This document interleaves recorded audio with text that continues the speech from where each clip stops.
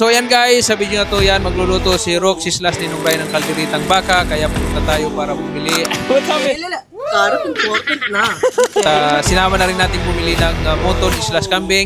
Kasi matagal na tayo hindi nakahigop ng sabaw ng kambing. Ito yung tindahan dito ng karning baka, karning kambing, moton. So, and now, bibili tayo ng gulay. Yan. Alam mo yung tinapay nila doon may lahang ako. Nakain ko pa rin pa. Mountain Dew. Ito, isa itong Mountain Dew na ito eh. Uncle ah! How much? How much is this? Angela, how much carrots ah? Ginagaya ako eh. Yes, papakita natin sa inyo yung famous karakter dito sa street ng Dubai.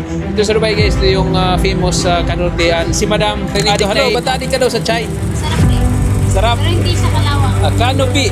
Tumado ang aming grupo para magluto ng kalderetang kambing.